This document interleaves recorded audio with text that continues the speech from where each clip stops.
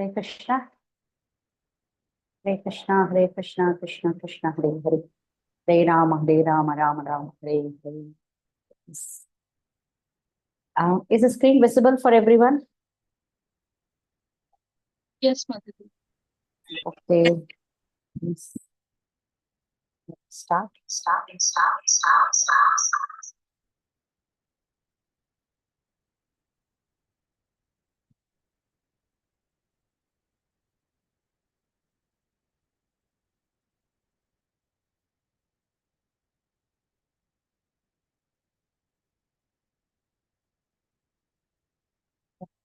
Is there any echo now? No. Hare Krishna, yes, Rukmini, Hare Saviri, there is no echo, right? No, Mataji. Okay. Yes, Mataji, clear now. Okay. Let us start. Om Ajnanatimirandasya Jnananjanashalakaya Chakshurunmilitam Yena Tasmai Shri Gurave Namaha. Namo Om Vishnupadaya Krishna Prashtaya Bhutale Srimate Bhaktivedanta Swamin Iti Namini. Namaste Saraswate Deve Gauravani Pracharini Nirvishesha Shunyavadi Paschatya Deshatarini.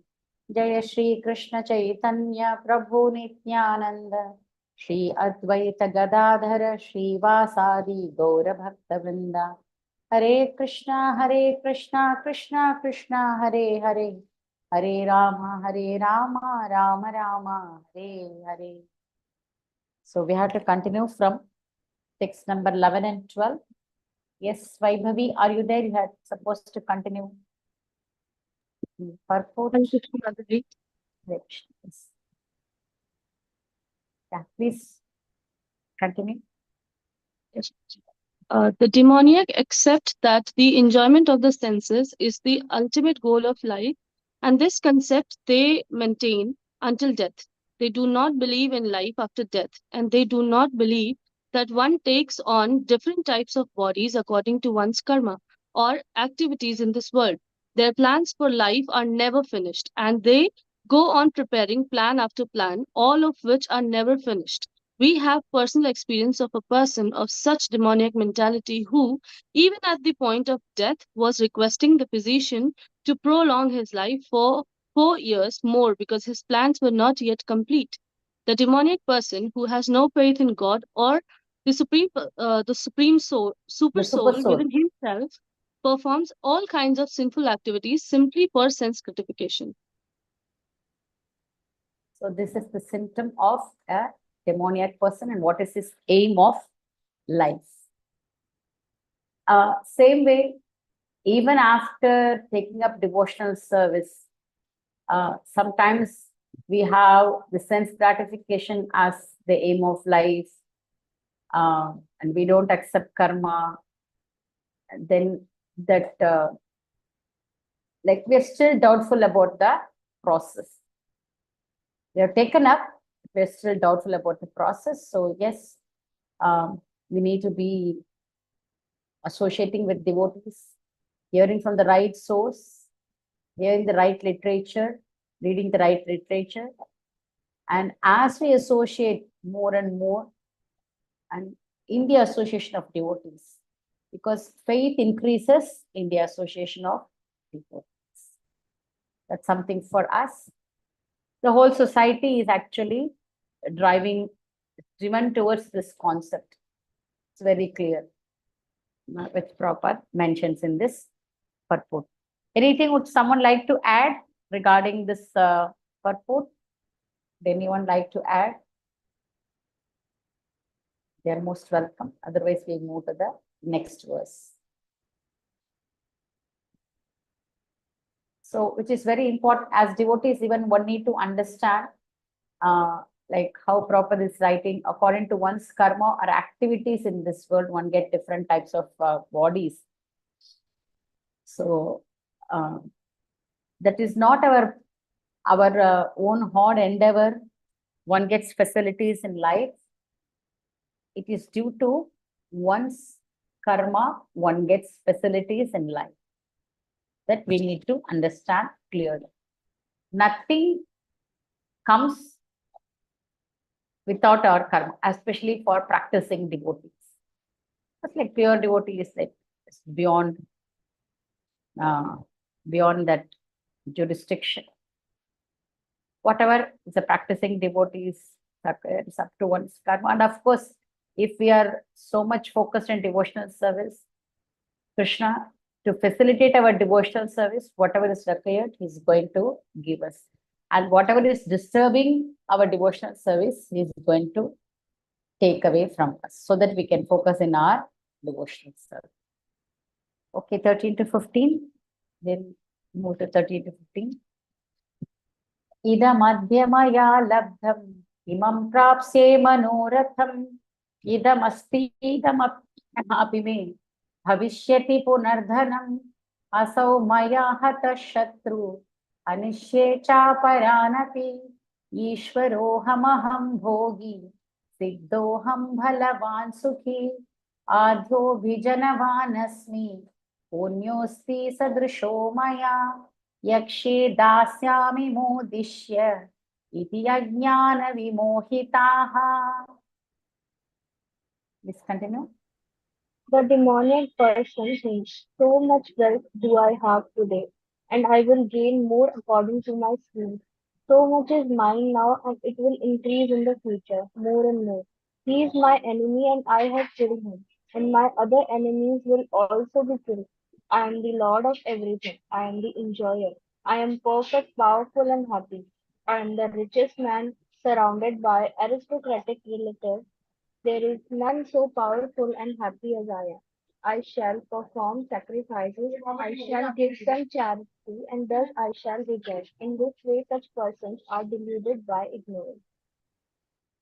So having taken up a human life, we also have the same kind of mentality. According to this chapter, we are also falling under the demoniac mentality. So text number 17. It's all like a continuation. It's all from, in fact, 7, from 7 to 20. From 7 to 20, Krishna is actually speaking about the demoniac people. अनेक चित्त विभ्रांता मोह जाल समावृताः प्रसक्ता काम भोगेषु पतन्ति नरकेषु च. Please continue.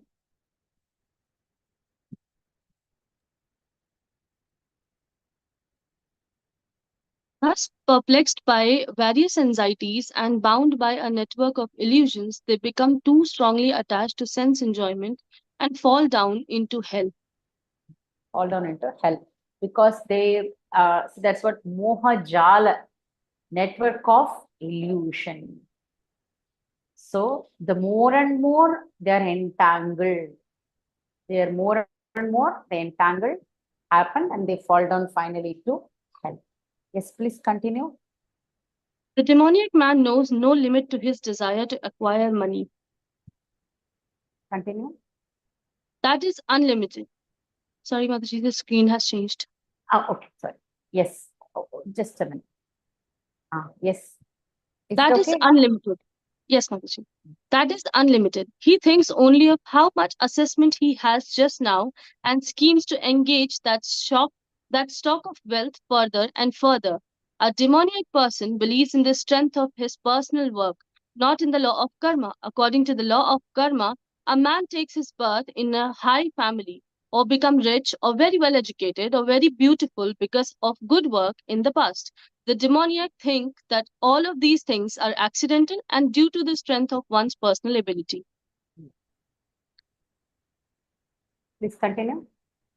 Each demoniac person thinks that he can live at the sacrifice of all others. Generally, a demoniac person thinks of himself as the supreme God, and a demoniac preacher tells his followers, "Why are you seeking God elsewhere? You are all yourself God. Whatever you like, you can do. Don't believe in God. Throw away God. God is dead." These are the demoniac preachings. Demons think that they will Manufacture. manufacture their own process of yagna and prepare some machine by which they will be able to reach any higher planet. The best example of such a demoniac man was Ravana. He offered a program to the people by which he would prepare a staircase so that anyone could reach the heavenly planets without performing sacrifices such as prescribed in the Vedas. Here the Sanskrit word Mahajala is very significant. Jala means net, like fish caught in a net. They have no way to come out. Okay. So just something just wanted to mention. 7 to 18, verses 7 to 18, the demoniac qualities, Krishna explains 7 to 18. Within 7 to 18, 11 and 12, why maybe wherever you started, the 11 and 12, right?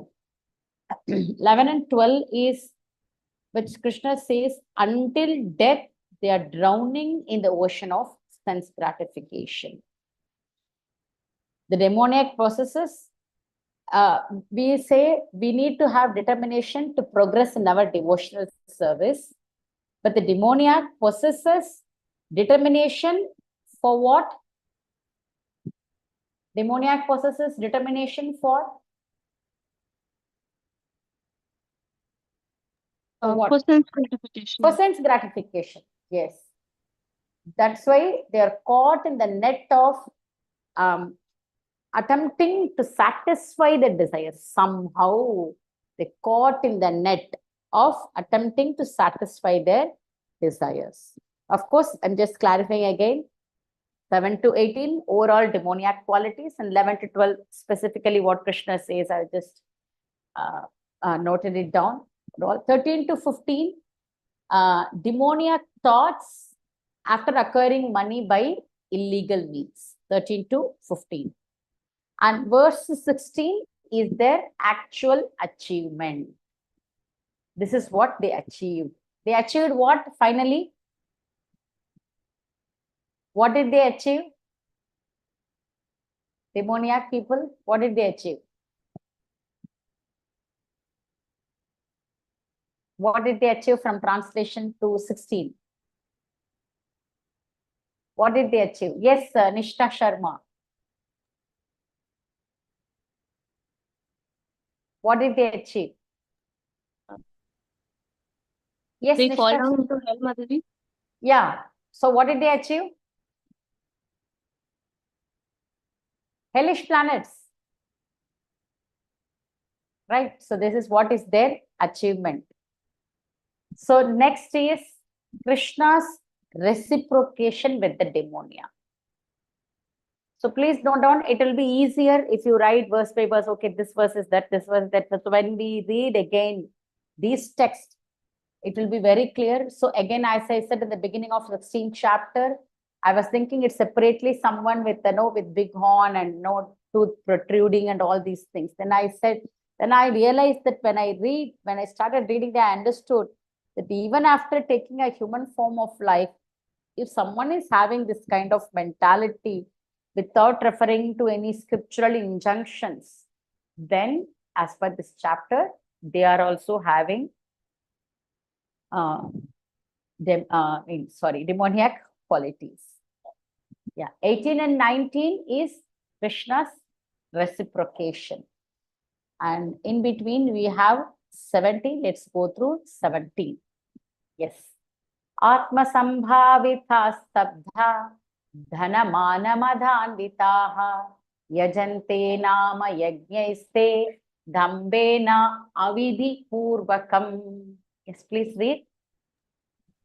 Self-complacent and always impudent, deluded by wealth and false prestige, they sometimes proudly perform sacrifices in name only, without following any rules or regulations.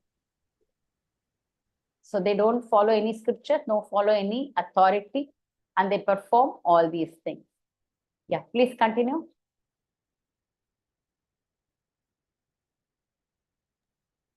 Sometimes such demons take up the role of preacher, mislead the people, and become known as religious reformers or as incarnations of God. They make a show of performing sacrifices or they worship the demigods, or manufacture their own gods. Common men advertise them as God and worship them, and by the foolish they are considered advanced in the principles of religion or in the principles of spiritual knowledge. They take the dress of the renounced order of life and engage in all nonsense in that dress. Actually, there are so many restrictions for one who has renounced this world. The demons, however, do not care for such restrictions. They think that whatever path one can create is one's own path. There is no such thing as a standard path one has to follow. The word avidipurvakam, meaning a disregard for the rules and regulations, is especially stressed here. These things are always Due to due to ignorance and illusion. illusion. So further continuation of their achievement, and Prabhupada specifically speaks about the so-called the bogus leaders. What do they do in the guise of renounced order of life? So they're also in coming under the demoniac. Even though they are humans, if they have this mentality, they're coming under demoniac. Bogus gurus or bogus leaders, bogus spiritual leaders. So that's a continuation of the demoniac mentality. Then how Krishna reciprocates, which is in 18 and 19. Let us see Krishna's reciprocation. Ahankaram balam darpam kamam krodam cha samshritaha mam atma paradeheshu tradvishanto abhyasuyakaha.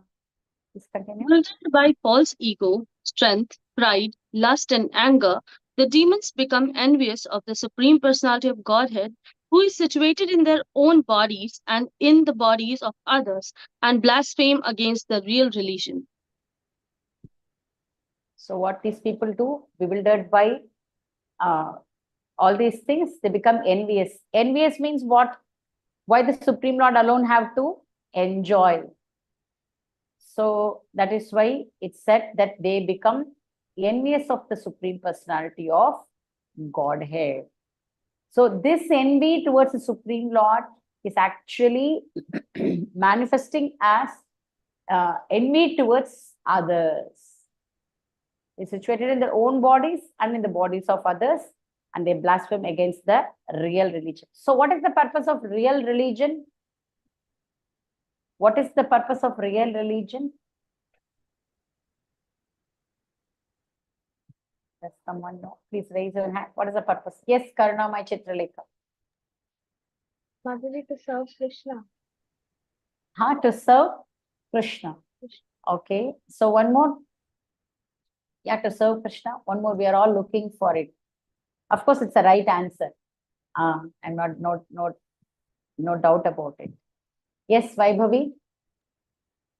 To understand that Krishna is the Supreme Personality of Godhead and we are his servants. We are the servants. Okay, Jyoti. Hare Krishna Mataji. To remove all our misconceptions and to break our false ego and to understand our constitutional position. Okay. So something else, one more try, third try. I mean, of course, I'm not denying all these things. Just in, I would say, 2 words. Yes, correct. Rukmini Hari Sevin. Yes, Rukmini Hari Sevini. Which is not calm or Huh? so No, I just said like these are all cheating. yeah, like one word. I want only word, the purpose of real religion. Like maybe 2 words. Yes, Nishta Sharma. Yes, Nishta.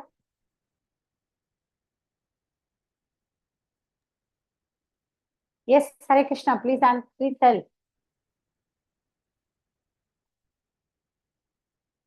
Hare Krishna, Nishta.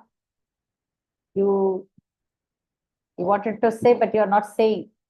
Okay, Chitralekha, one more try. Mataji, to love Krishna. Exactly, love of Godhead is the purpose of real religion. Of course, you all said, but I said like 2 words. Love of Godhead. That's the purpose of real religion. So what these people say, they blaspheme the real religion.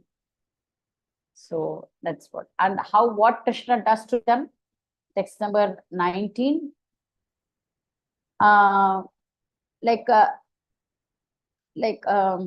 Here we discussed about envy.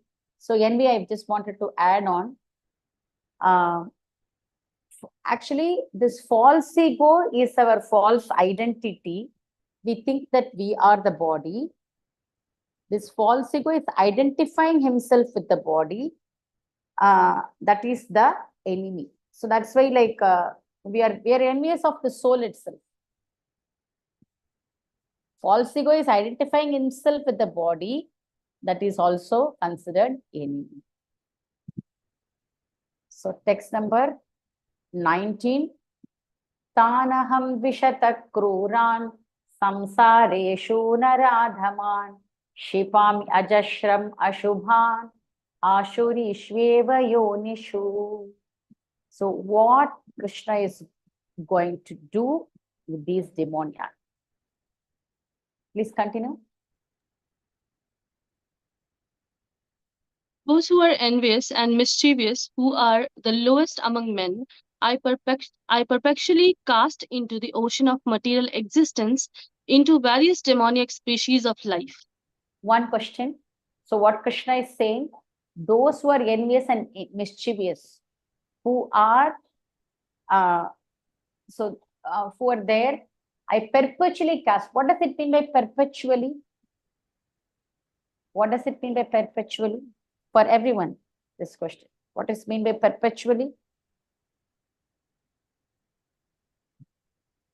Any idea? Perpetually? Yes, Karunamai Chitralekha? Mataji, constantly, basically, I think. Yeah, there is no end to it. Eternally, they will be in the demoniac species of life, and so lower life forms. The demoniac person and then to lower life forms. Means there is no chance, there is no end to it. It's very but still, this verse is considered, text number 20 is actually considered Lord's mercy. We'll we will discuss to when we come to that verse. So text number 19, he says that those who are envious and mischievous, Krishna puts them perpetually into the ocean of material existence, into various species of life, which means there is no end. When they will come back to human form of life, when they will take up pure devotional service, there is no end to it. So yeah, please continue the purport. We'll discuss further.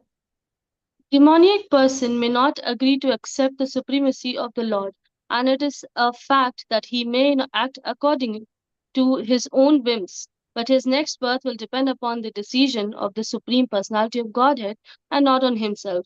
In the Srimad Bhagavatam, third canto, it is stated that an individual soul after his death is put into the womb of a mother, where he gets a particular type of body under the supervision of superior power.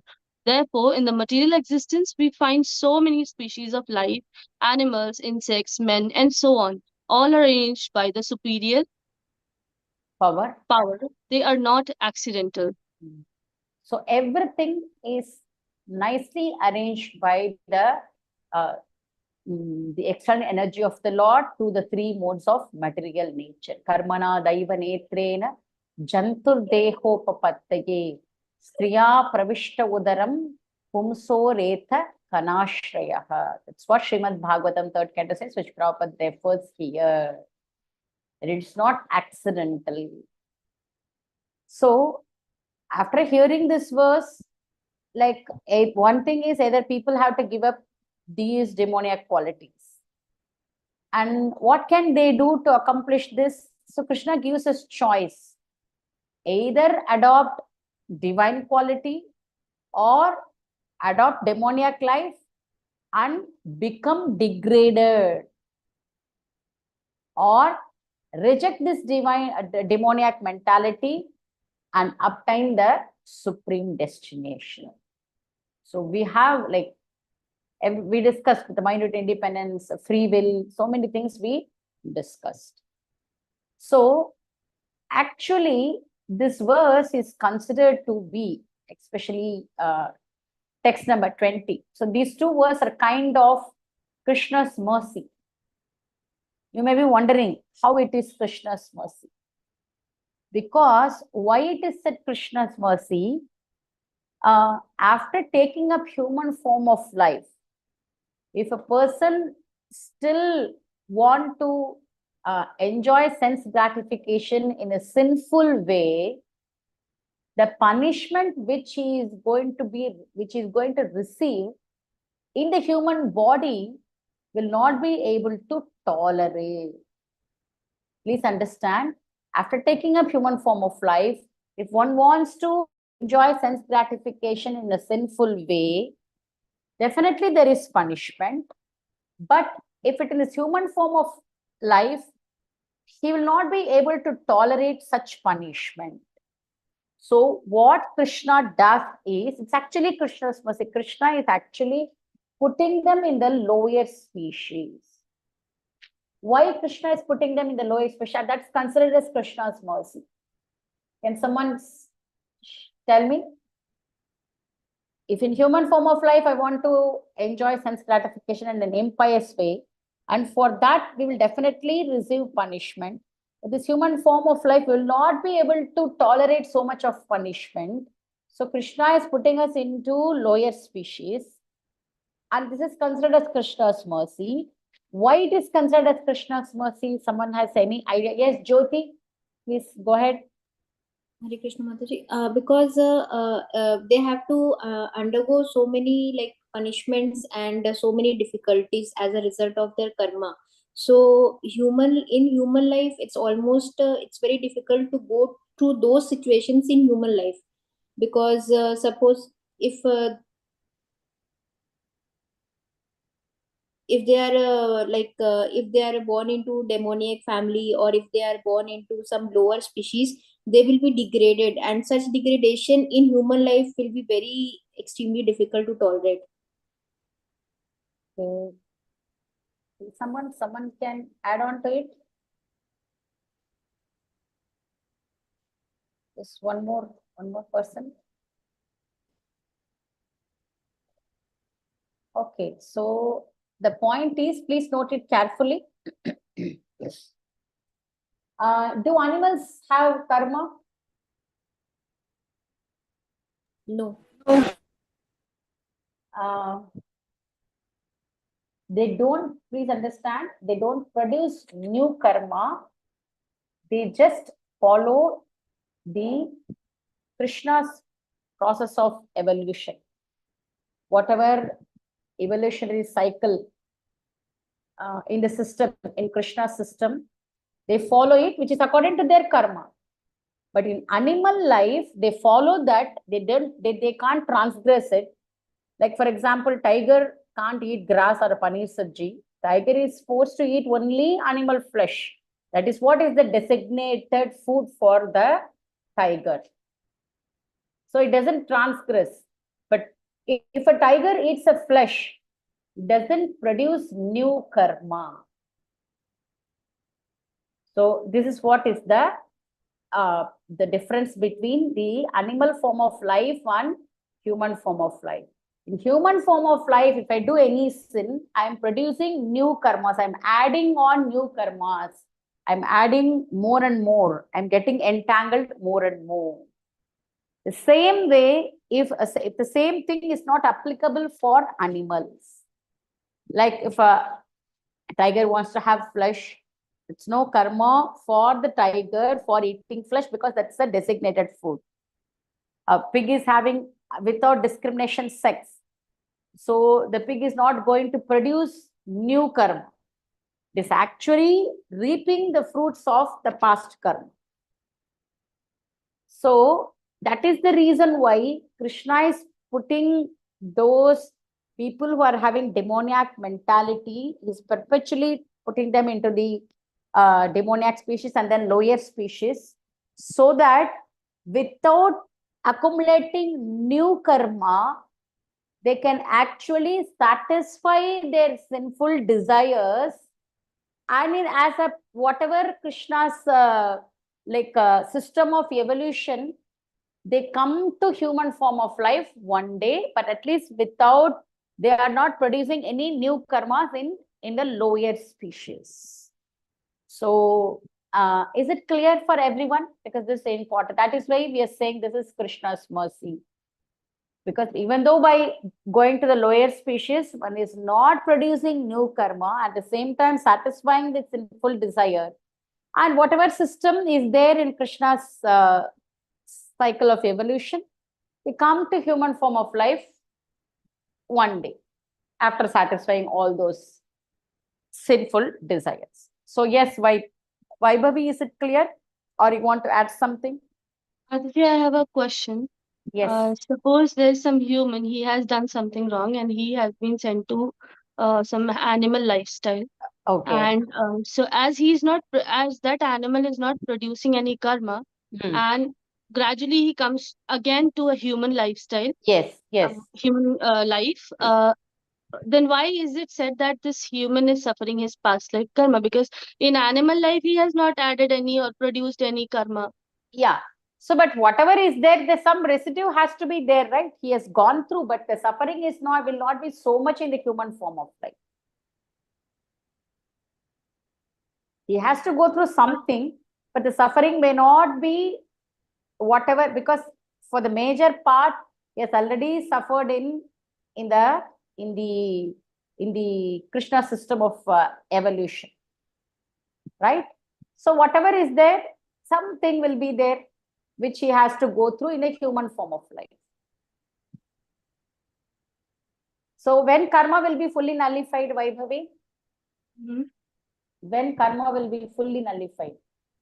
When a person starts doing when person starts practicing Krishna consciousness. Yeah.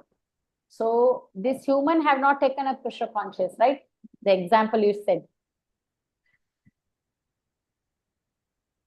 If the human has not taken Krishna Yes. consciousness. So when he takes a fully pure devotional service, right? Then all his karma will be slowly burnt. When it is burnt for the first time? When it is burnt? When he eats prasadam, maybe. No. Chanting. When the past karma is burnt. Yes, Chitralekha, Karunamay Chitralekha. At the time of initiation. At the time of initiation.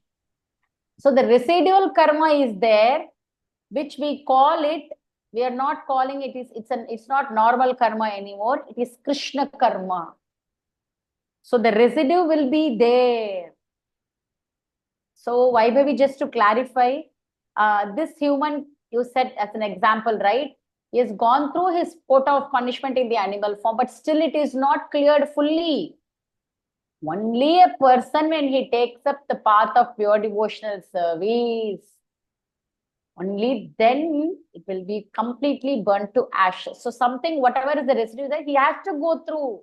Again, in human form of life, again, he will produce new karma. He has to go through. So for a person who has taken a pure devotional service at the time of initiation, the karma is burnt into ashes in the yajna. But the residual karma, Krishna uses it as, we call it Krishna karma. And residual karma, Krishna actually utilizes it to clear or for our purification, to clear all the anarthas in the heart. That's why I said it is for purification.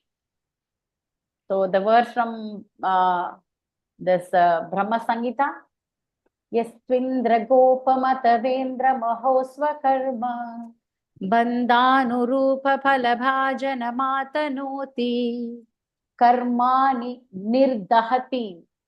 This karma is completely burnt in the fire of pure devotional service. Karmani Nirdahati Kintu Cha Bhakti Bhaja Govindamadi Purusha tamaham bhajami. So the karma is completely burnt in the fire of pure devotional service. So just clarified. So in the initiation yajna, it is burnt, but the residual karma, we call it Krishna karma. Krishna is utilizing it for further purification. Which Prabhupada gives the analogy in Nectar of Devotion. Who remembers the analogy regarding the residual karma? Is Nectar of Devotion over? You have already completed Nectar of Devotion?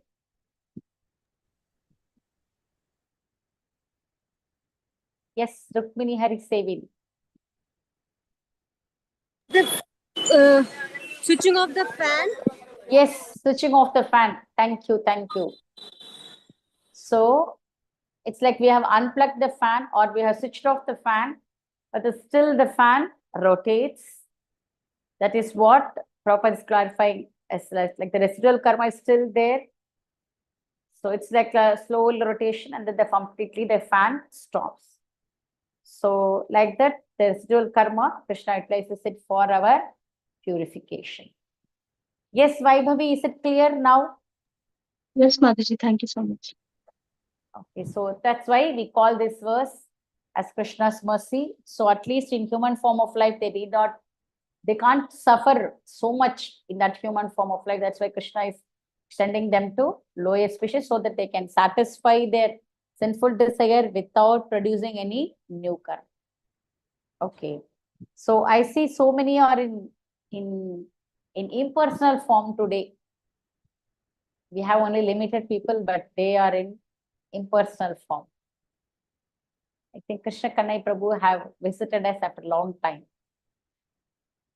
We'll go to text number 20. Asurim yonim apanna mudha janmani janmani mama prapyaiva kaunteya tato yanti adhamam gatim. Please read.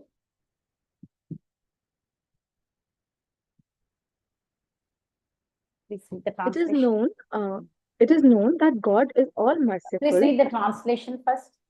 Oh, sorry, Mataji.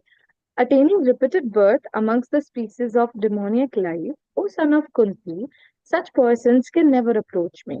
Gradually, they sink down to the most abominable type of existence. Yeah. May I Please. continue, Mataji? Yeah, please continue the purport. It is known that God is all merciful, but here we find that God is never merciful to the demoniac. It is clearly stated that demoniac people, life after life, are put into wombs of similar demons and not receiving the mercy of the Supreme Lord. They go down and down so that at last they achieve bodies like those of cats, dogs, and hogs. So that is what we discussed.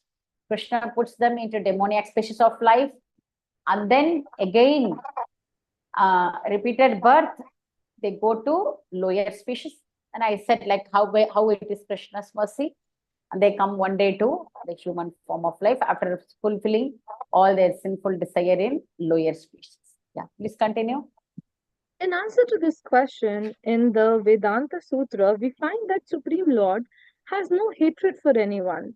The placing of the asuras, the demons, in the lower status of life is simply another feature of his mercy. Therefore, God's mercy is shown to the asuras if they are fortunate enough to be killed by him. So Prabhupada gives the example of how Hiranyakashipu, Ravana, and Kamsa, they also received the mercy of the Lord because the Supreme Lord killed all of them. So here in the Vedanta Sutta, that's what we discussed, that in lower species also, that it is Krishna's mercy because they're satisfying their sinful desire without accumulating new karma, and then gradually follow the system and come to human form of life one day. So text number 21 is, I think, the 3 gates to hell. Trividam narakasjedam dvaram nashanamatmana kama krodhastatha lobha tasmadetam etatrayam tyajet. Please continue. There are three gates leading to this hell: lust, anger, and greed. Every sane man should give up these, for they lead to the degradation of the soul. So every sane man, if someone considers themselves a sane man, should give them lust and anger. So lust and anger, what shloka we remember from the third chapter? From third chapter, what shloka we remember? Kama and Krodha.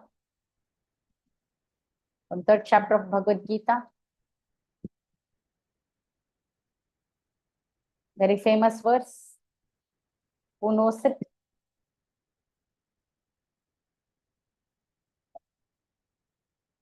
Regarding Kama and Krodha. Does someone know? Thank you so much. Yes. Mataji, I don't remember the verse particularly, but the verse is saying, Kam, Isha, Kosud, Isha, they are the product of passion.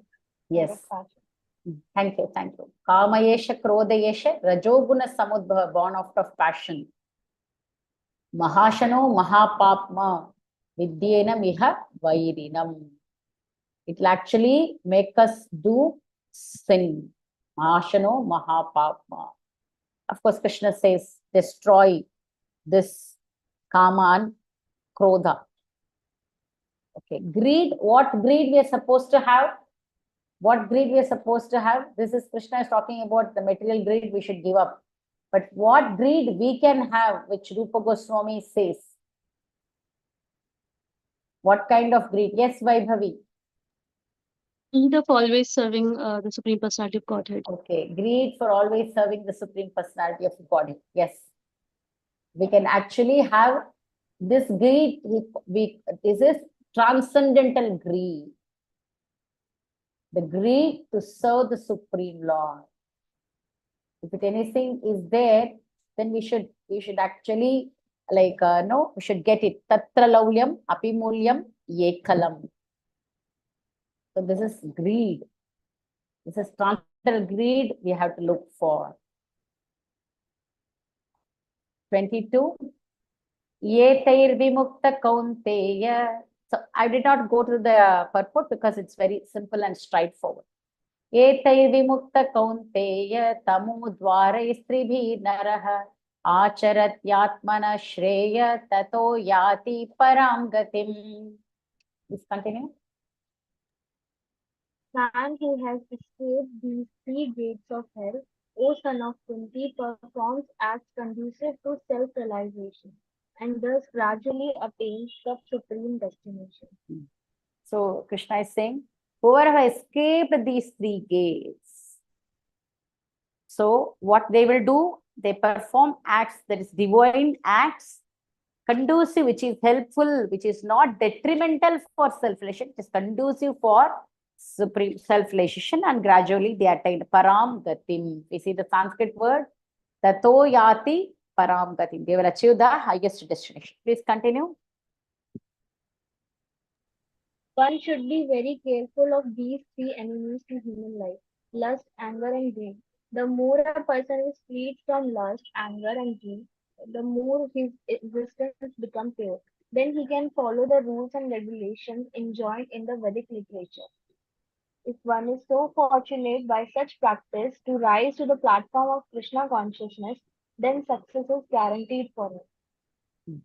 So again here, if we see just the sentence which I have not highlighted, by following the regulative principles of human life, one gradually raises himself to the platform of spiritual realization. That means taking up devotional service and performing the 9 processes. So yes, we are fortunate. By such practice, we have come to Krishna consciousness. Then success is guaranteed for him. So yes, we are very fortunate by the mercy of Srila Prabhupada. Through his followers, we have actually received the mercy and we started practicing pure devotional service. Yeah, please continue. Therefore, according to the Vedic system, there are instituted the 4 orders of life and the 4 according to the Vedic system. Karnami, I did not hear you. Therefore, according to the Vedic system. Therefore, according to the Vedic system, Now I'm audible, Mataji. Yes, yes. Therefore, according to the Vedic system, there are instituted the four orders of life and the four statuses of life, called the caste system and the spiritual order system. There are different rules and regulations for different castes or divisions of society, and if a person is able to follow them, he will be automatically raised to the highest platform of spiritual realization. Then he can have liberation without a doubt. So Prabhupada again speaking here regarding Varna Ashrama, following the rules of each Varna and Ashrama. Not following other people's ashrama duties, not following other people's varna duties. They follow their own varnashrama duties by, of course, satisfying Vishnu, so that they come to goodness and then pure goodness. So by performing this, one can actually come to the highest platform of spiritualization. Then he can have liberation without a doubt. So again, varnashram society means following the scriptures. So by following the scriptures, one come to goodness and then to pure goodness, then success is guaranteed. So that is what in text number 22. If I have missed anything. Okay, so yes. Of course, greed give birth to, which I forgot to mention, which I have noted it down here. Greed give birth to illusion, pride and envy. So all these are actually rooted in the lust. Lust, if the lust is not satisfied, one gets anger. If one gets satisfied lust, then it actually leads to greed. Then greed give birth to illusion, pride and enviousness. So text number 22, what we discussed is result of escaping the three goods. Result of escaping the three gates. That is, how can we escape the banyan tree? So please remember the banyan tree in chapter 15. So by not having any lust, anger and greed, we can escape the banyan tree.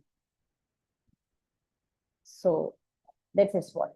What about contemporary civilization? Lust, or in the contemporary civilization, people are like free from lust, anger and greed.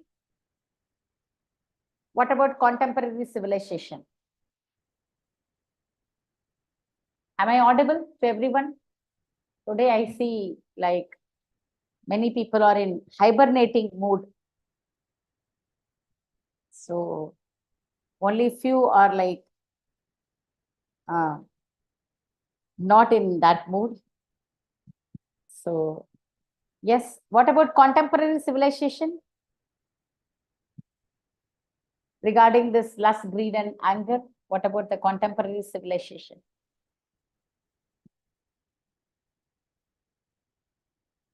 Yes.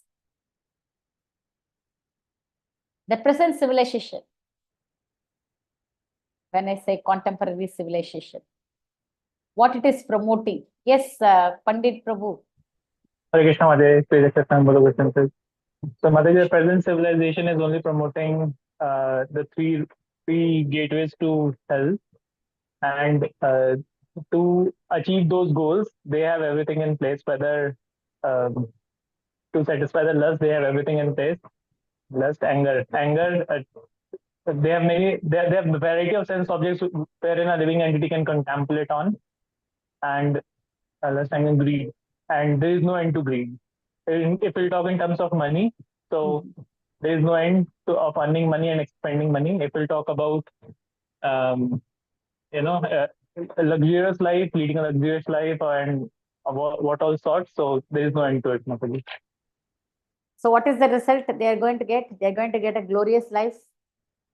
No, they'll be getting the hellish planets, or it is life after life in 8 lakh species of life.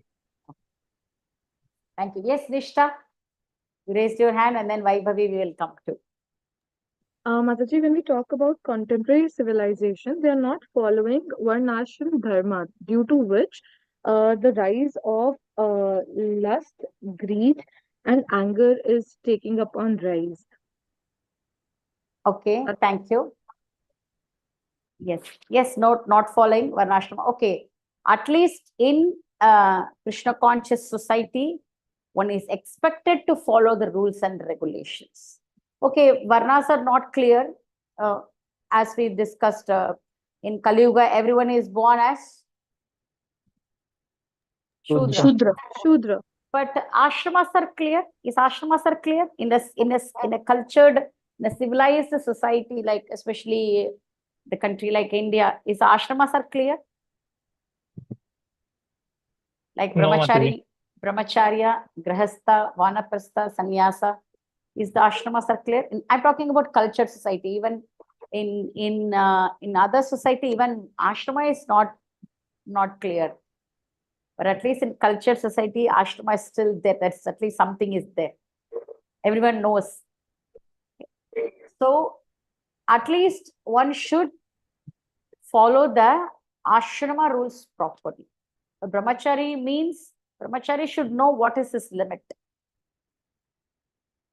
in regard to the opposite sex. What is his limits? And I mean, if there is no need, there is no need to actually interact with the opposite sex. So then grahastha also says just because he is married, he cannot mingle with all other women. Seeing other women as one's mother and dealing only with one's own wife. So grahastha should know properly what is his limit. Same way applicable for vanaprastha, same way applicable for sannyas. Everyone should have their, like, what is their they need to follow. They cannot cross beyond. So that should be very clearly understood within devotee community.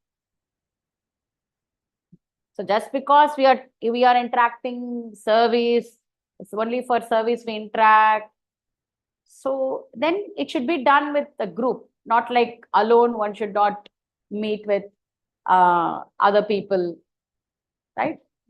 Anyway, anyone for that matter, grahastha, vanaprastha, sannyasa, or brahmachari. So one should know they cannot cross the rule. They cannot cross. That's very important. So ashrama rule should be aware of. So that should be clearly, because now even when ashrama rules are set, then slowly we can try to bring varna dharma into place. When ashrama dharma is not completely understood, then it is very difficult. Then what example we will set? So ashrama duties have to be like learned properly, and for that it requires a training. Of course, it's there in the purport. It is there. Some specific training also is required, which help us to practice pure devotional service without getting into, without accumulating any sin. So for that reason, one should. So at least in a cultured society, ashramas are clear. Okay, yes, a girl, like the parents will get her married. Okay, the boy, if he wants to get married, or he can be a brahmachari and then retired and then sannyas. So the ashramas are clear in a cultured society. So at least in a cultured society, they should know the ashrama dharmas. So yes, Vaibhavi, want to add something regarding the contemporary civilization? Mataji, present generation, present civilization is promoting YOLO. That is, you live only once. Okay. They are also promoting that past life, there is no past life. There is no, you're not going to take birth again. Live your life. Whatever you have, live it now. And present generation is also promoting more of lust, which gives birth to anger, because they are not getting what they are looking for. And moreover that, it is promoting illusion. lot of illusion. Hmm. That half of the, like 90% of the generation is living in illusion that we will do someday, we will achieve it. So present civilization is like that only. So what solution you're going to give for them? Krishna consciousness. Yes, that's the only thing. So yes, we have to give them Krishna consciousness. I agree to it. The present civilization, this is what. That's why I ask this question specifically. What about the contemporary civilization? Like I know, like in schools and all promoting, you're meant to achieve. You meant to achieve. You know, like teachers and peers are saying this. What they are going to achieve? I don't understand what they are going to achieve. So, in their viewpoint, achieving means getting into some big universities, whatever they want to do, something that they consider it as the biggest achievement in life. So, we are not against education. That education had to be utilized in establishing Krishna consciousness. Like specifically, Prabhupada gave this instruction to Bhakti Swarup Damodar Maharaj, who is a scientist. So he said, yes, within your like no scientific society, you establish Krishna consciousness, which in a scientific manner, so that they will be able to take up Krishna consciousness. So we're not against Krishna consciousness, but what has to be like they should take up Krishna consciousness. If that education is actually helping us towards Krishna consciousness, helping us in serving the Supreme Lord, then no problem. So we are not artificially renouncing those. So anything should be utilized in Krishna's service, can be utilized in Krishna's service. So of course, all young generation, like you fired up blood. So you have to see novel ways how to read, how to actually innovative ways to preach at the same time without compromising, which is very important. Prabhupada says in the first canto Bhagavatam that novel ways, innovative ways, at the same time without compromising the teachings of our acharyas, especially our founder acharya. Thank you. So that is what we see. What we see in the modern world is actually said in these purports. So we call it as Shastra Chakshu, seeing the outside world through the eyes of the Shastra. Shastra Chakshu. Seeing the outside world through the eyes of the Shastra. Okay. Last conclusion, 2 verse 23 and 24. यह शास्त्र विधि मुत्सृज्य वर्तते कामकारतः yes न ससिद्धिम् अवाप्नोति न सुखं न परां गतिम्. Please continue. He who discards spiritual injunctions and acts according to his own whims attains neither perfection nor happiness nor the supreme destination. Continue the part 4. As described before, the Shastra Vidhi or the direction of the Shastra is given to the different caste and order of human society. So given to the different caste and orders means?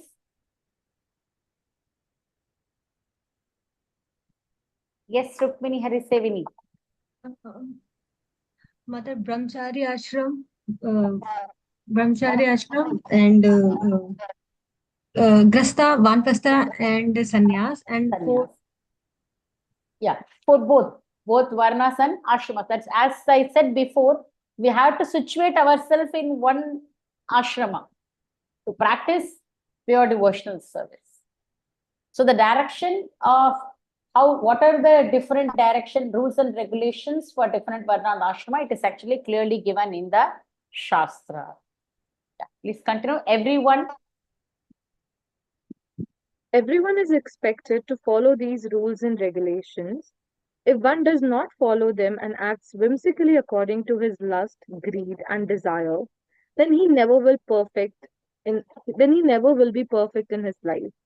In other words, a man may theoretically know all these things, but if he does not apply them in his own life, then he is to be known as the lowest of mankind. But even if he follows the rules and regulations and moral principles and ultimately does not come to the stage of understanding the Supreme Lord, then all his knowledge becomes spoiled. And even if he accepts the existence of God, if he does not engage himself in the service of the Lord, his attempts are spoiled. Therefore, one should gradually raise himself to the platform of Krishna consciousness and devotional service. It is then and there that he can attain the highest perfectional stage, not otherwise. A person who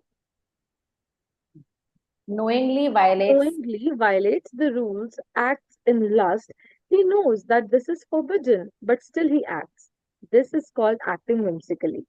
The human life is especially meant for purifying one's existence, and one who does not follow the rules and regulation cannot purify himself, nor can he attain the real stage of happiness.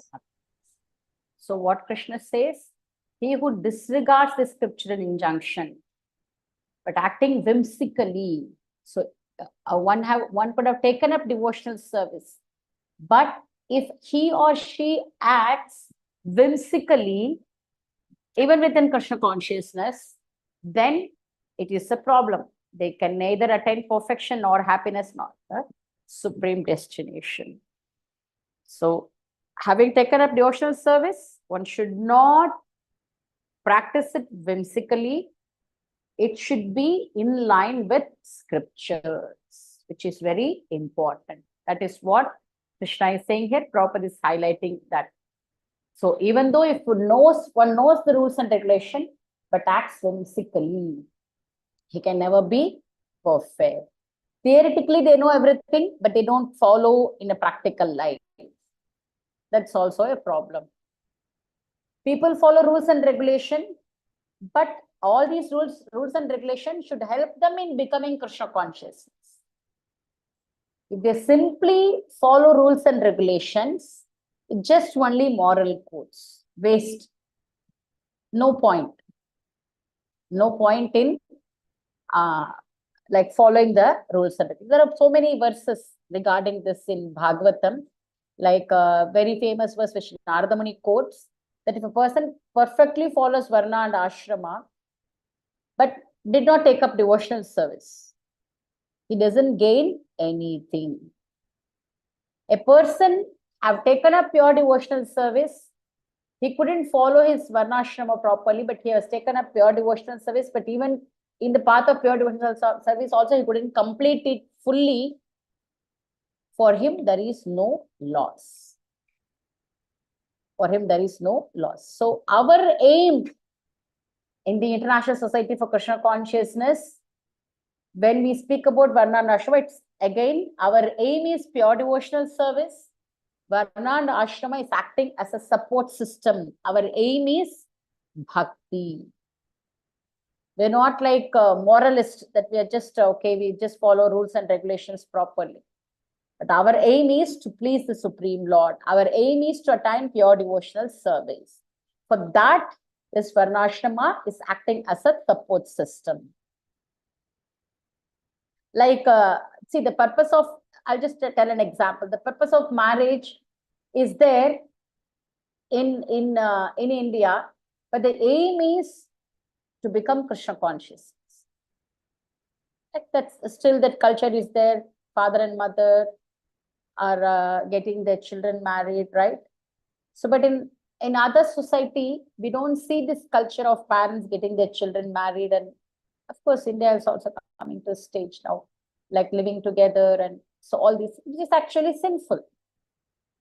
So we cannot live sinful life and practice pure devotional service. So then Varnashrama is required, okay, you cannot live like this, you should actually get married. Right? So then then Varnashrama. So the purpose is not like getting married and no like what to say, best couple best couple or what, made for each other. That's not our idea of getting married. They're the best, not getting a best award. I mean, like, no best couple award for this year, whatever. That's not our aim. Our aim is to become Krishna conscious. Of course, Krishna, by being a wonderful couple, one can practice Krishna conscious together. There's no doubt about it.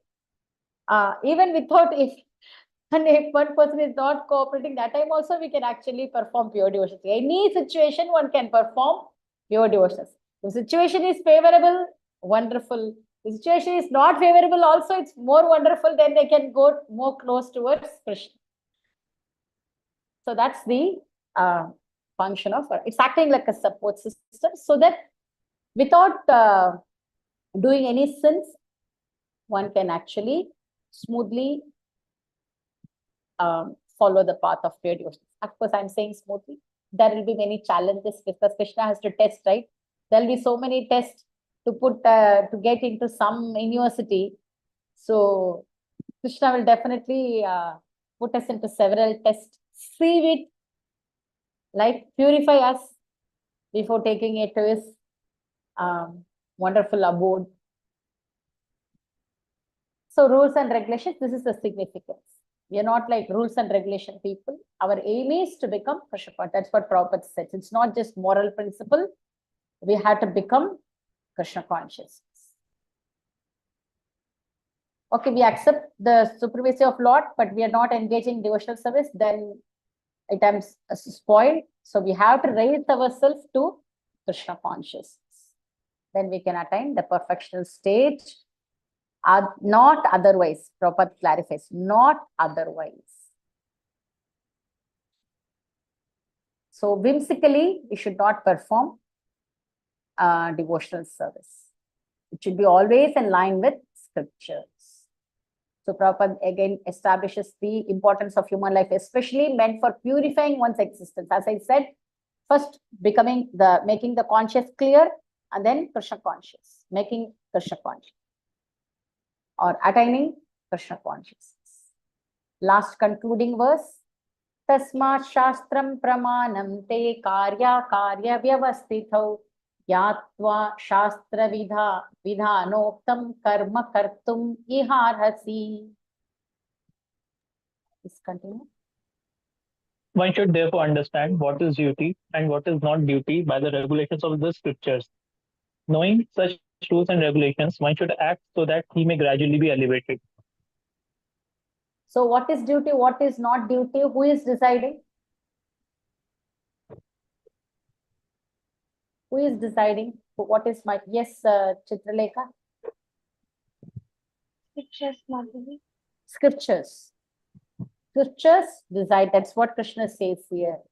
One should know what is my duty, what is not my duty according to scriptures. I cannot decide this is my duty. This is somebody else's duty. It's very clear in the scriptures is what is your duty. So knowing such rules and regulations, we should act, and then Krishna is saying that we will be gradually be elevated. Please continue. If one understands Krishna from the Bhagavad Gita and becomes situated in Krishna consciousness, engaging himself in devotional service, he has reached the highest Perfection of knowledge. Perfection of knowledge offered by the Vedic literature. One who is directly engaged in all these devotional activities is to be understood as having studied all the Vedic literature. He has come to the conclusion perfectly. Of course, for the ordinary persons who are not in Krishna consciousness or who are not engaged in devotional service, what is to be done and what is not to be done must be decided by the injunctions of the Vedas. One should act accordingly without argument.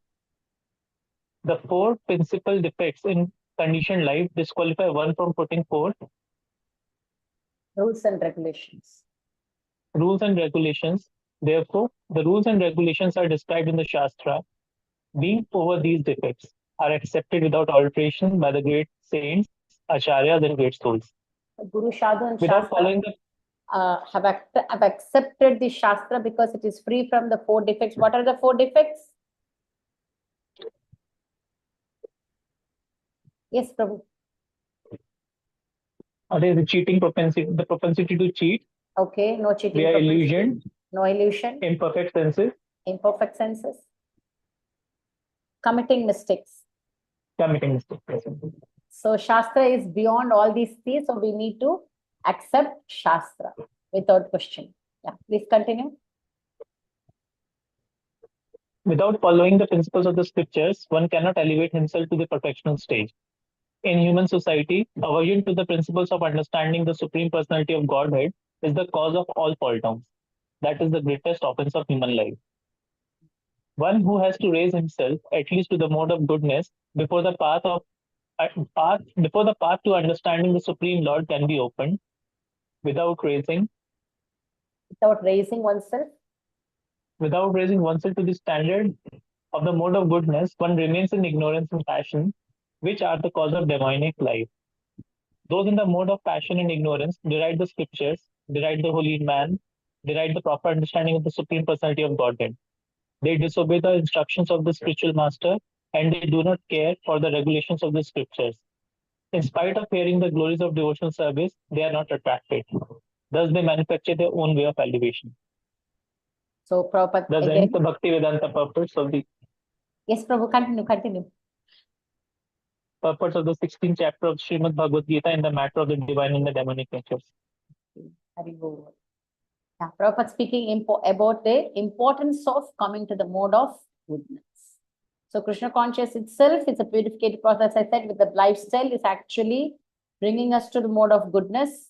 We need to change our thought process according to scriptures. It's very important. Our thought process is still like following the outside world. So, which is not so conducive for our devotional service. So first, Prabhupada saying, raising ourselves to the mode of goodness.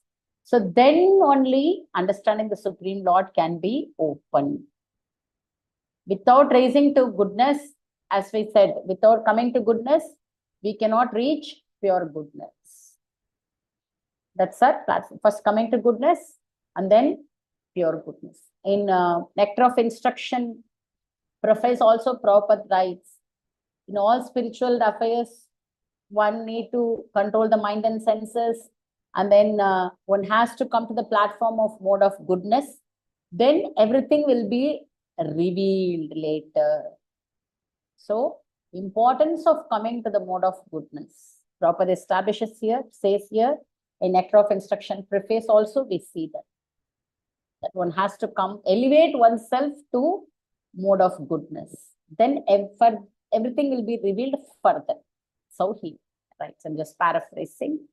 So this verse, text number 23 is actually the connecting verse to chapter 17. Text number 23. What is this verse? Yaha shastra vidim usajya vartate kama karata na siddhim avaproti na sukham na param gathi. Then this and then this verse.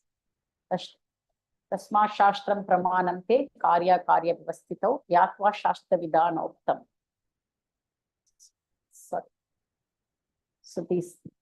So that leads us to chapter 17, the divisions of faith. So we'll move to chapter 17. So yes, Prabhu, Pandit Prabhu, before that, yes, Mataji, I we forgot mentioned to ask. that Any questions? Yes. Does they manufacture their own way of elevation? So are they, is Prabhupada talking to Sahajya there, or whom he is referring to? They do not care for, in spite of hearing the glories of devotional service, they're not attracted. Then, I mean, there's so many bogus. They manufacture their own way of elevation. Do they definitely, so just will continue the purport. These are some of the defects of human society which lead to the demonic status of life. If, however, one is able to be guided by a proper and bona fide spiritual master who can lead one to the path of elevation to the higher state, then one's life becomes successful. So without any reference to disciplic succession, no proper guru, sadhu, shastra, then obviously We are manufacturing, we're thinking that we are actually elevating, but Prabhupada is saying it will not lead us to the path of elevation, maybe rather degradation. So always Guru, Sadhu and Shastra. So that's actually the in one line of this message of 16th chapter. That following Yes, the Shastra, even in the path of pure devotional service, we should not whimsically practice pure devotional service. So that leads us to chapter 17, divisions of faith. The first question asked by Arjuna. Okay. I'll just read the verse, I read the translation, then I'll explain. Arjuna uvacha yah sastra vidhimutsrujya yajante shraddhayanvitaha tesham nishta tu ka Krishna sattvam aho rajastamaha. Please read. Arjuna inquired, O Krishna, what is the situation of those who do not follow the principles of scripture but worship according to their own imagination? Are they in goodness, in passion, or in ignorance? So, since Krishna spoke about scriptures, that we have to follow scriptures, we have to follow scripture, last 23 and 24. So now Arjuna is asking a question. They are not following scripture. Some people, okay, some people, they do not follow scripture, but they have faith in someone or something. Tesham nishta tuka Krishna. They have faith in something. Nishta means faith, right? Fixed faith. But they have faith, but not in line with scriptures. Are they in goodness, in passion, or in ignorance? That is the question asked by Arjuna. No scriptural reference, but they have faith in worshipping something or someone. In which mood they are in? That is the question. So is the question clear? And then now we will see what answer Krishna is giving. Before that, we'll read the purport. Yeah, please read it. This doubt of Arjuna's is to be cleared by Krishna. Are those who create some sort of God by selecting a human being and placing their faith in him, worshipping in goodness, passion, or ignorance? Do such persons attain the perfectional stage of life? Is it possible for them to be situated in real knowledge and elevate themselves to the highest perfectional stage?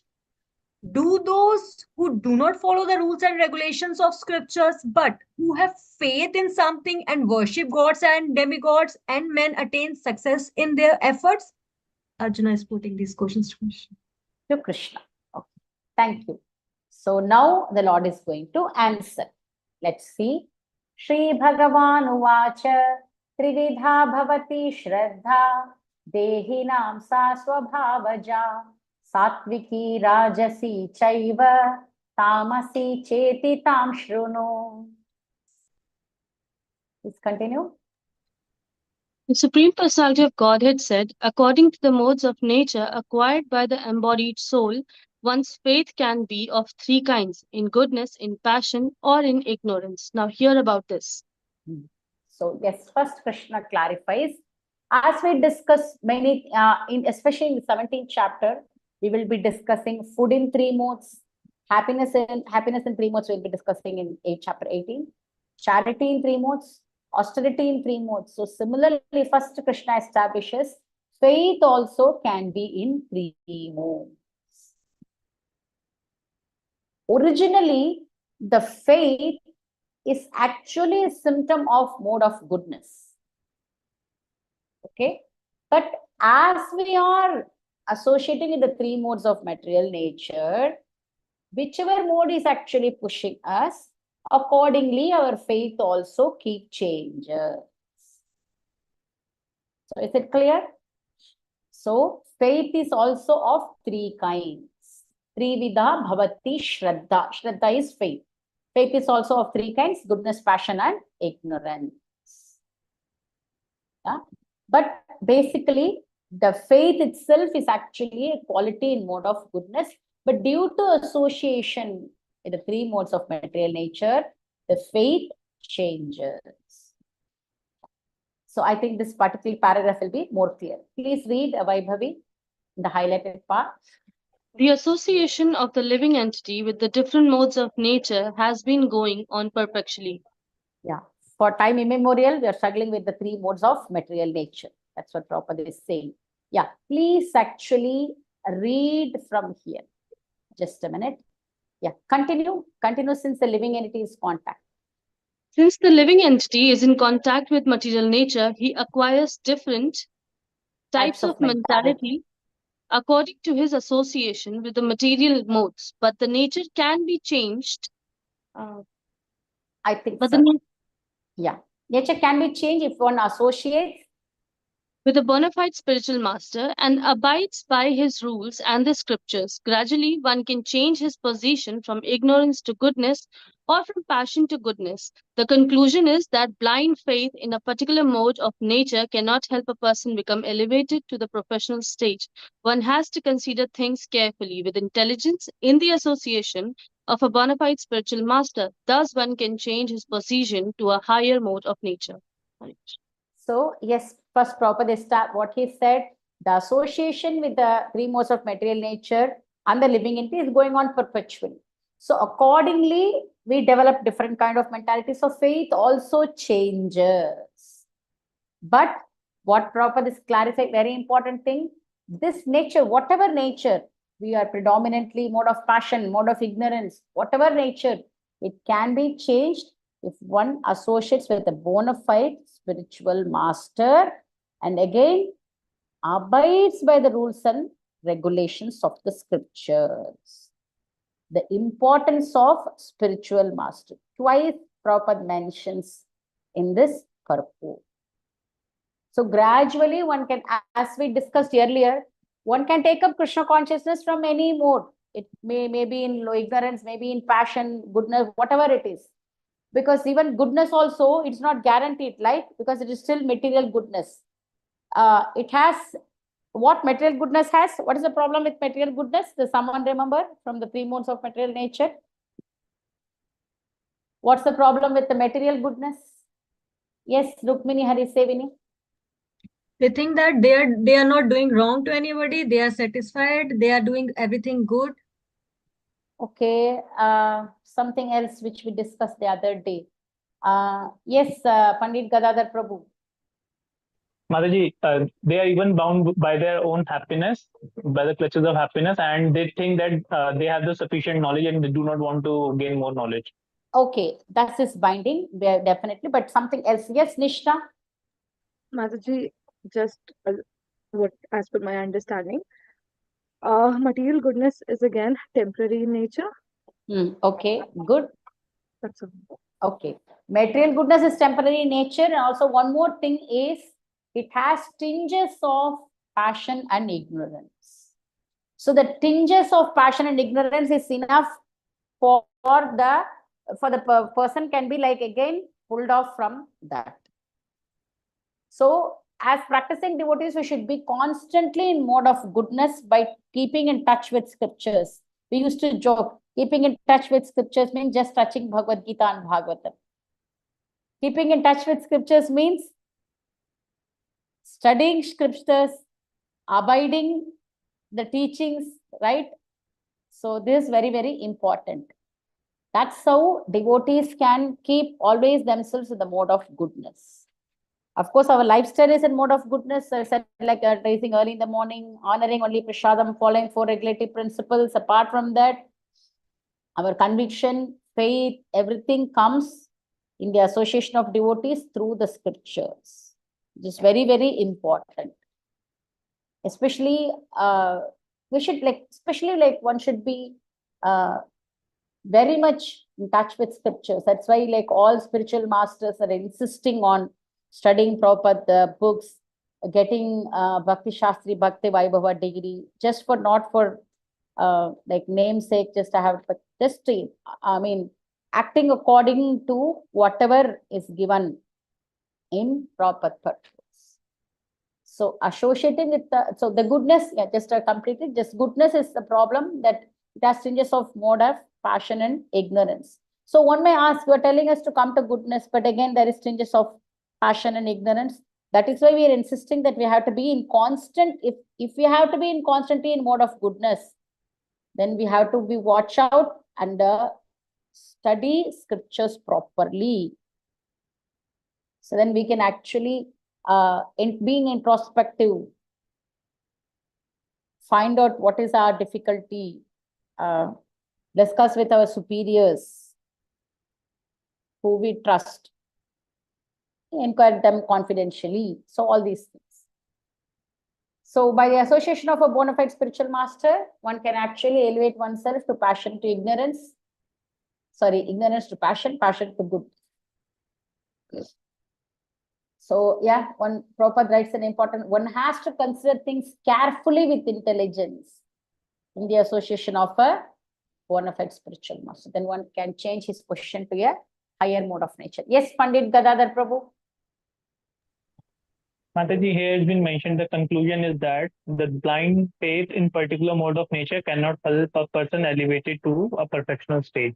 Yes. So Mataji, when we are newcomers and we join in, so isn't there some sort of blind faith that we kept in authorities, we kept in our seniors, that, and though we do not trust that this Krishna is the supreme personality of Godhead, but yes, we do believe, but slowly and gradually that illusion is dispelled and we get to know what the fact is, and yes, Krishna is the supreme personality of Godhead. So isn't that the blind faith is also there?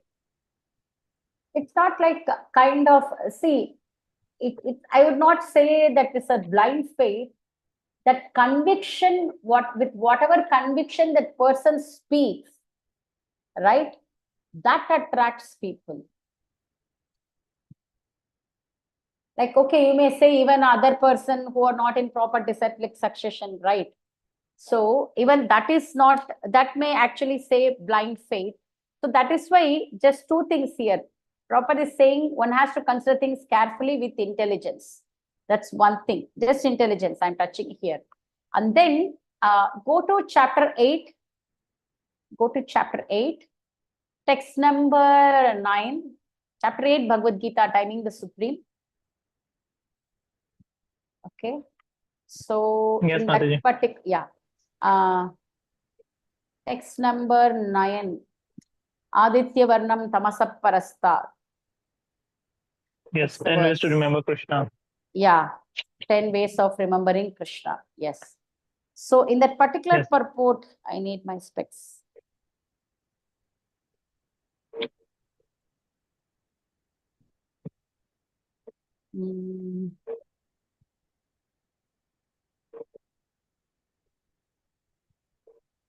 Yeah, yes, Prabhu. So can you please read the last 3 sentences? Therefore, intelligent persons. Therefore, intelligent persons, avoiding useless argument and speculation, should accept what is stated in scriptures like the Vedas, Bhagavad Gita, and Srimad Bhagavatam, and follow the principles they set down. This will lead one to understanding. Yeah. So this is not actually blind faith. Prabhupada is actually saying here, I'm not able to find in this particular purport, this is not blind faith, and one has to, without using any useless argument and speculation, should accept what is stated. So with this conviction, I believe that that is what the devotees are speaking. So that faith attracts people. That faith attracts people. So this is not blind faith.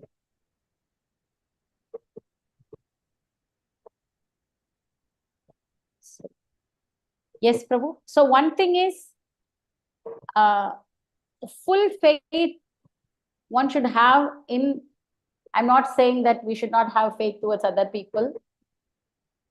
The full faith and conviction one should have in our founder Acharya, which is very, very important. But that too will come gradually. Yes, yes, definitely. I agree to it. But what I'm saying, the initial faith to whomever you see as your, like, no, your Siksha Guru, your mentors, whatever. But then as you progress, you will also see that they also have certain limitations. Everyone is having limitations. It's not like if we don't have a limitation, we should be in there. spiritual world at this point of time.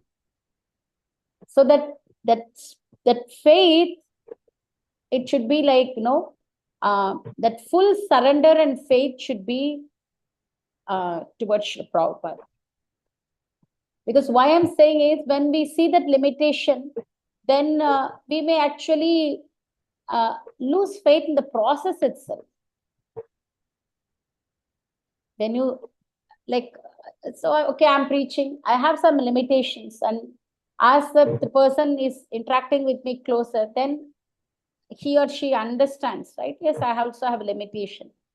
That doesn't lead, they should not get into, like, okay, this person is having this, like, it's, performing some mistake, doing some mistake. One should not lose faith in the process itself. So that's why it said, like, that firm faith and surrender should be in the founder Acharya. Okay, I may have faith and I may have somebody else, but somebody else may have some limitation. So that, like, it should not be the case that, where they lose their faith and leave Krishna consciousness. So, yes. Okay, Mataji. Yes, Prabhu. So that's text number 3. Sattvanurupa sarvasya. Just a minute. Shraddha bhavati bharata, shraddha mayoyam purusho, yoyat shraddha sayeva saha. Please read. Son of Bharat, according to one's existence under the various modes of nature, one evolves a particular kind of faith. The living being is said to be of a particular faith according to the modes he has acquired. So how this changes first, then Krishna is explained. According to whichever mode is predominant in a person, he evolves a particular kind of faith. That faith may be in mode of goodness, that faith may be in mode of passion, that faith may be in mode of ignorance. So accordingly, his worship also will change. That's what Krishna says. The living entity is said to be of a particular faith according to the mode he has acquired. If a person is predominantly in mode of ignorance, his faith also will be in mode of ignorance. If he is in mode of passion, his faith also will be in mode of passion. If he is in goodness, his faith will be in a mode of goodness. Yes, Rukmini? Mother, can you please give one example before going further? Okay. Yes. What an example. Of course, Krishna himself is going to say in the next worship in 3 modes we are going to see. But again, I can give an example definitely. Those who are ignorant, especially in South India, we will see there are actually the people worship the, what to say, those who are like doorkeepers for the Supreme Lord. Especially in villages, they worship them. They worship them by actually they kill animal and sacrifice, offer it, and then consume it. These are all like worship in mode of ignorance. So the Vedas show these 3 parts, but the idea is gradually bring them to the mode of passion, and then from gradually bring them to mode of goodness. Of course, Krishna consciousness is a direct. You can come directly to mode of goodness. No need to gradually follow this. Yeah, that's something. So this is that. Passion, demigods, both. See, if with expectation one worship the demigod, it could be in mode of passion. If just for the sake of worshipping the demigods, if one worship, that is in mode of goodness. In fact, Krishna explains that those who are in mode of goodness worship the demigods. So it could be in 2 ways. With expectation, you worship the demigods. That's in mode of passion, because you are with a fruitive mentality or doing. Fruitive mentality means mode of passion. Right? So mode of goodness, okay, they ask for the sake of worshipping. It's my duty to worship the demigod, so I'm worshipping it. So it's in mode of goodness. So finally, they will also come one day to pure goodness. That's the idea. That's the idea. The Vedic path shows these three paths. Not all, everybody will be in the same path because modes of nature is changing, right? So yeah, so is the example clear? Yes, mother. Thank you so much. Actually, someone asked, today I'm missing Daya actually. I wanted to share something to her. Anyway, whenever she comes tomorrow, or because she asked a question, is there any way for a person to progress for a person in mode of ignorance? Of course, I said that Krishna consciousness is the only way, because they keep moving into, because they are driven by mode of ignorance, their actions are predominantly in ignorance. But even Krishna says the modes are always changing, right? It's not one mode, it's always like there is always a constant change in the mode. Sometimes mode of ignorance is dominant, then he can come to mode of passion, then he can come to mode of goodness. So accordingly, it changes. So I wanted to share something. So maybe when she comes, we will share with everyone. Yeah, please read. Yeah, actually, it's an important purport. I want whoever read this transition, start from here. Everyone has a particular faith. Yes. Everyone has a particular type of faith, regardless of what he is, but his faith is considered good, passionate, or ignorant according to the nature he has acquired. Thus, according to his particular type of faith, one associates with certain persons. Now, the real fact is that every living being, as is stated in the 15th chapter, is originally a fragmental part and parcel of the Supreme Lord. Therefore, one is originally transcendental to all the modes of material nature. But when one forgets his relationship with the Supreme Personality of Godhead and comes into contact with the material nature in conditional life, he generates his own position by association with the different varieties of material nature. The resultant artificial faith and existence are only material. Therefore, Yeah, this I one want to explain. So, what is our original position? Our original position, servant of Krishna. When we are in that position, original position, are we under the modes? No. No. Yeah. So that time we are transcendental. That is what. Please read from here.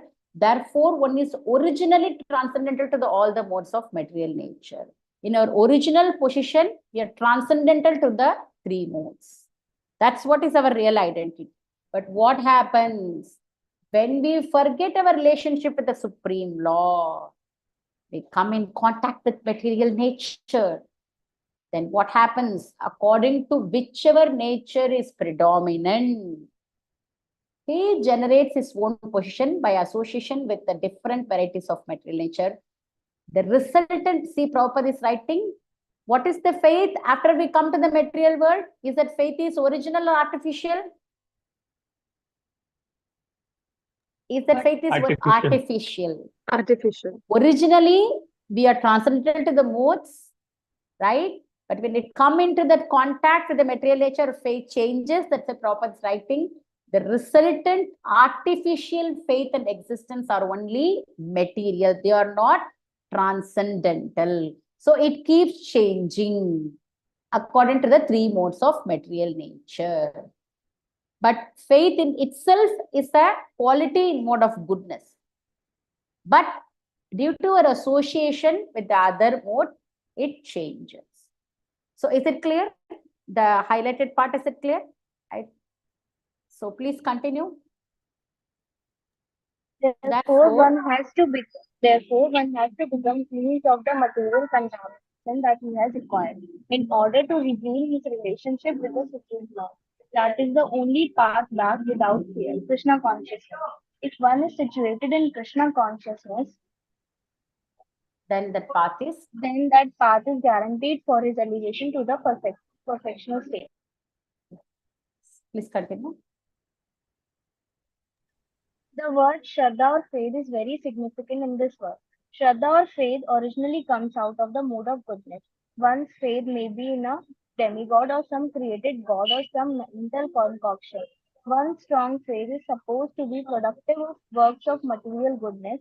But in material conditional life, no works are completely purified. They are mixed, they are not in pure goodness. Yeah, The just this is what please note it. Faith itself is actually, this character is a mode of goodness. Originally, that faith is in mode of, it's a symptom of mode of goodness. But what happened? According to the three modes, one faith also changes. Faith may be in demigod or created God or some mental concoction.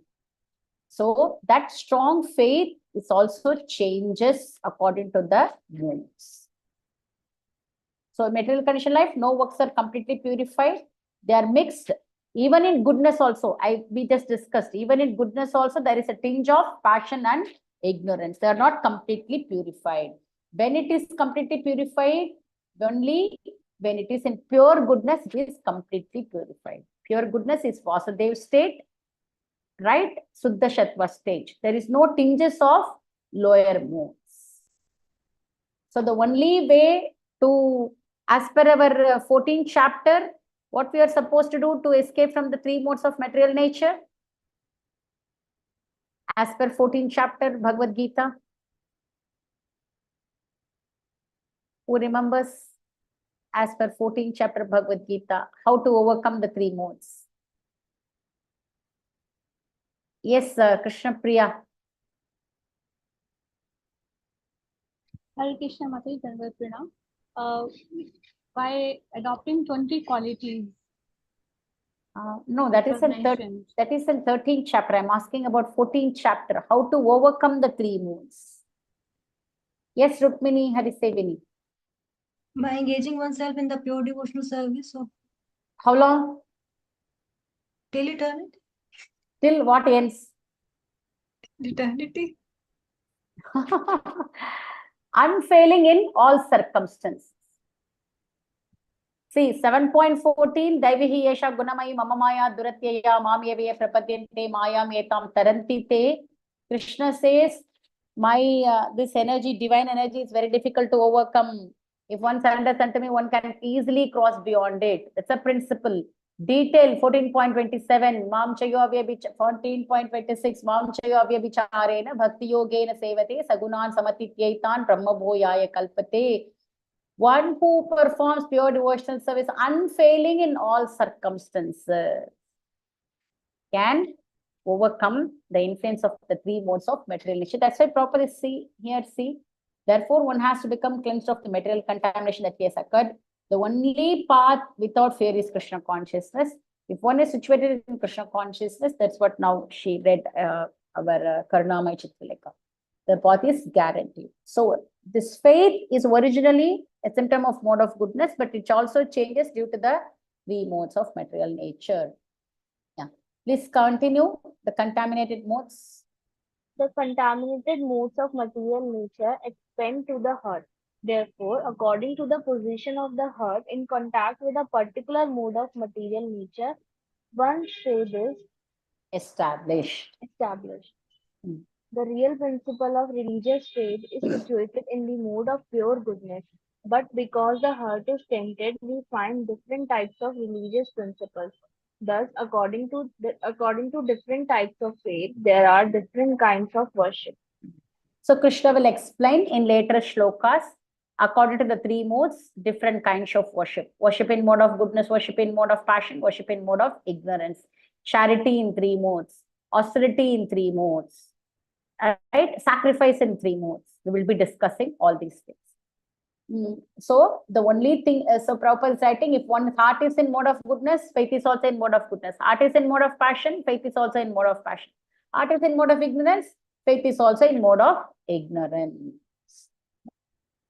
Yajante satvik. So is it clear? Even faith is also, so what is their position? If one worships someone or something else, he has full faith in that, but that worship is not mentioned in the scriptures. What is the result? What is the result? He will actually overcome the three modes of material nature? No. Obviously, right? So that is what we will see. It's very important. We can see that the three divisions of faith. According to the three modes of material nature, faith changes and people worship according to the different kinds of faith in the present body, in whichever mode they are in. So until now it's clear. So faith itself is originally the quality of mode of goodness. Yeah. And one more thing regarding faith, Prabhuji. Pandit Gadar Prabhu, you said this is the blind faith, right? Where we put faith in our, whoever is inviting us to Krishna conscious program, then we just put faith in, is it blind faith? Like personally also, I would say I don't see that, because see the very first Bhagavad Gita class, my Shiksha Guru invited us. I was telling, of course, I went alone for the first class because my son was like too young at that time, but just maybe like 1 year old. So I couldn't take him to the class, the first class. So I just told him, like my husband was babysitting day for that on that day. So I told him to take care of my son, and I went for the class. But I told him clearly that if they tell me to worship any man, I will stop. I will not go. I was very clear. If they tell to worship, if they tell, give some mantra, they give some teaching, the mantra, like something in Bhagavad Gita. I know that it's a Bhagavad Gita class. That's what I know, but I don't know the details. But I told clearly that if they tell me to worship any man-made god, I will stop going. I will not go, just because it was happening in the building wherever I was staying. So I said, like as an obligation, I will go and attend for the first day. But if they insist all these things, the man-made god and all these, that because so many bogus gurus we have seen, right? So I told him clearly, my husband, that I will not go, but just as an obligation, I will go, but I will not go. But I my Siksha Guru specifically spoke on the glories of the holy name. He insisted on the glories of the holy name. He did not show me any man-made god or whatever it is. So it was not like, as you said, like it was not, because I was very clear. This is not, I will not go, behind some person who is posing themselves as God, whatever it is. But I want to make sure if he speaks like that, then I'll stop going. And then I asked one interesting question to him, because like as kind of like very social, I thought like why people are suffering. This question I had. Many people, I mean, I hope like many will have. Why people are suffering? Why there is suffering in this material world? I asked this question. So is this like my chanting will help them? That's what was my question. Will my chanting, will my taking up this Hare Krishna Mahamantra help other people, or will they be free from their suffering? That was my question. He gave me a convincing answer. I got convinced and I started chanting. So anyway, so we like, as Prabhupada is saying, cheated and the cheat, right? So so we also see, like we don't generally like we won't go behind someone with just with blind faith. Of course, some are. I mean, of course, we'll say that we are all in this forum. I mean, whoever is in the International Society for Krishna Consciousness, they're really fortunate. They receive the mercy of Prabhupada through so many ways and means. So thanks, because of you, I was able to share something how I got into Krishna consciousness. Okay, text number 4. Yajante satvika devan yaksha rakshamsi rajasaha pretan bhutaganamshchanye yajante tamasa janaha. Yeah, so here comes worship in 3 modes. Okay, please read the translation. Men in the mode of goodness worship the demigods, those in the mode of passion worship the demons, and those in the mode of ignorance worship ghosts and spirits. According to spiritual injunction, only the Supreme Personality of Godhead is worshipable, but those who are not conversant with or faithful to the Scriptural injunctions. injunctions worship different objects according to their specific situations in the mode of material nature. So specific situation refers to the different kinds of faith. Accordingly, their worship also changes. So as I said, goodness, worshipping demigods for the sake of worshipping, that's in mode of goodness. Same worshipping demigods, it can be in mode of passion also. But here just Krishna gives a broader classification. That's it. He's not getting into the details. He's giving a broader classification. When in the mode of worship, these demons, mode of ignorance worship, ghosts and spirits. So what we will do is, now we will divide into 3 groups. Okay, so Krishna has explained charity, sacrifice, austerity, food in 3 modes. So we will divide ourselves into 3 groups. Karunamay, Chitralekha, or Rukmini Saritsavini, you can help. So they will discuss only everything mentioned in mode of goodness. That doesn't mean those people who are getting that group exercise of mode of ignorance, that doesn't mean that you are in ignorant. Please don't misunderstand. So we will do this group work, not now, like tomorrow, but this is what you can actually, if you have time, you can discuss your free time. So Krishna described the worship, and then we will also see about food 3 modes, sacrifice in 3 modes, charity in 3 modes, austerity, then austerity of speech, austerity of mind, austerity of body we'll discuss. So all these things we'll discuss. So please make it into 3 groups, and accordingly we will come tomorrow. Maybe like 10-15 minutes will take time. Each group can actually read this section and come up with an important points. What we should avoid and what we should do. Everything in mode of goodness. Since people are in different modes, that is why Krishna is speaking everything in 3 modes.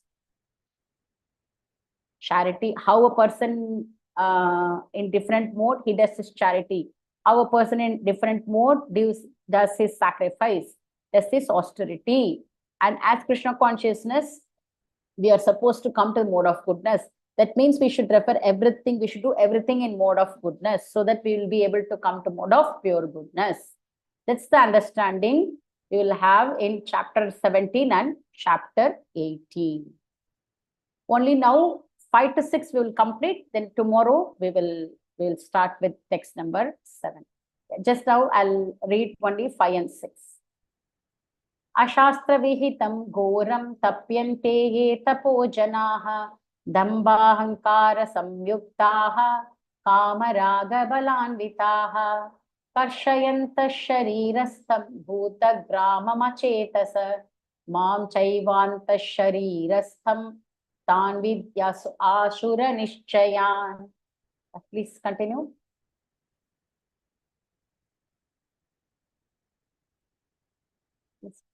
Those who undergo severe austerities and penance, not recommended in the scriptures, performing them out of pride and egoism, who are impelled by lust and attachment, who are foolish, and who torture the material elements of the body as well as the supersoul dwelling within, are to be known as demons.